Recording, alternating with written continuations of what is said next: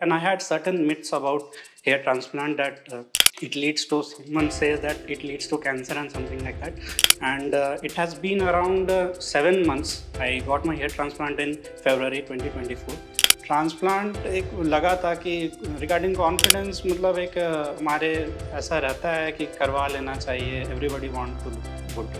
Friends actually पहले तो कह रहे थे क्यों करवा रहे हो, नहीं करवा रहे हो, बट अभी हमारे करवाने के बाद दे आर ऑल्सो कॉन्फिडेंट।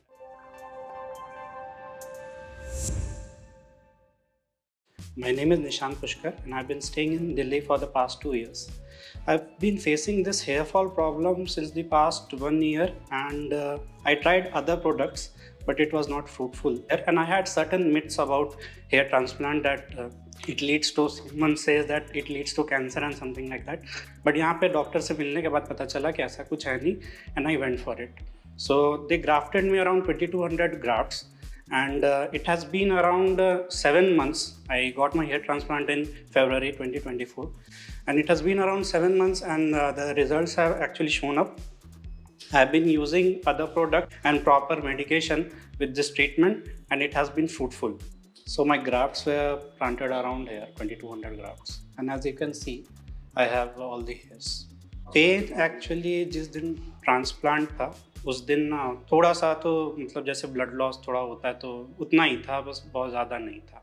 जितना डॉक्टर ने हमें बताया कि जितने देरी आपको रेस्ट लेना है, 3 डेज़ का जैसे पीरियड रहता है, तो वो हमने वैसा किया तो इतना इशू नहीं हुआ था। Medication was around it continued till around 4 PRPs, so it was around 4 to 5 months that I took medications of finasteride along with minoxidil. Procedure के बाद इनिशियली थोड़ा तो मतलब जब प्रोसेस था तो थोड़ा जो ब्लड लॉस होता है उसके कारण पेन था, बट वो बहुत ज़्यादा पेन नहीं था।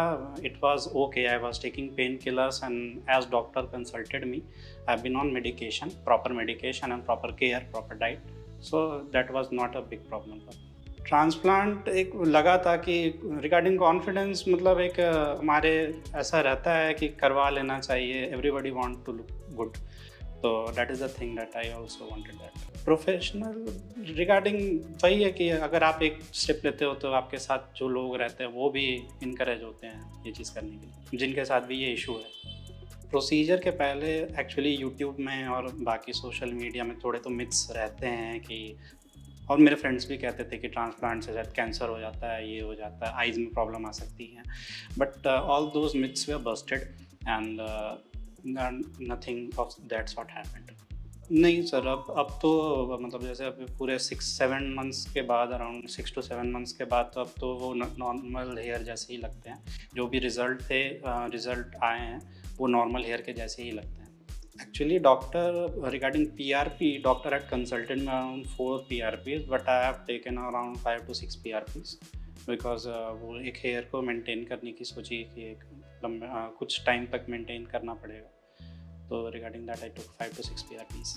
Regarding the staffs are very cooperative and they have the knowledge of hair transplant and they have guided me well with the sessions, taken care of me and it was good. Overall experience was good. As I said कि मतलब और मेरे जो भी friends थे जो ये problem currently face कर रहे हैं, they are also motivated to come to the clinic for the treatment. Transplant के रिगार्डिंग जनरली मेरे फ्रेंड्स के साथ जो डाउट होता है कि किस मंथ में करवाना चाहिए या रिगार्डिंग दैट, तो वही है कि जब आपका टाइम मतलब आप थोड़ा कंफर्टेबल ईज़र टाइम हो उस टाइम में करवाएं तो बेटर रहता है। स्टार्टिंग के 4-5 दिन तो मतलब थोड़ा तो रेस्ट करना ही पड़ता है, उसके बाद नॉर्मल प्रोसीजर है, you can it will go in sync with your daily life.